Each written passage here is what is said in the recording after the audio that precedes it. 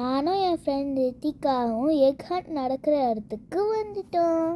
10 o'clock egg hunt start ஆக போகிறனால நாங்கள் 2 பேருமே குடுகுடுன்னு ஓடி போய் லைனில் நின்றுனோம். நாங்கள் லைனில் நின்ன உடனே 1 2 3 4 கோன்னு சொன்னாங்க. நாங்கள் 2 பேருமே சேர்ந்து போய் எக்கு எடுத்துகிட்டு வந்துட்டோம். எக் ஹண்ட் முடிச்சுட்டு ஸ்டால்ஸ் எல்லாம் சுற்றி பார்த்துட்டு ராக் பெயிண்டிங் பண்ணிவிட்டு லைனில் நின்று எங்களுக்கு பிடிச்ச கிராஃப்ட் ஆக்டிவிட்டியை வாங்கினோம். அதுக்கப்புறம் இங்கே மேஜிக் ஷோன்னு இருக்குது. இங்கே பாருங்கள் ஃப்ரெண்ட்ஸ், எவ்வளோ அழகாக மேஜிக் ஷோ பண்ணுறாங்க. அதுக்கப்புறமா நாங்கள் பன்னி கூட ஃபோட்டோ எடுக்கிறதுக்காக லைனில் நின்று பன்னி கூட ஃபோட்டோ எடுத்தோம்.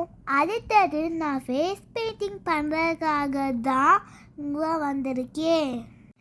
நான் என் ஃபேஸில் போடுறதுக்கு ஒரு பன்னியை தான் சூஸ் பண்ணியிருக்கேன் ஃப்ரெண்ட்ஸ். எவ்வளோ அழகாக போடுறாங்க பாருங்களே.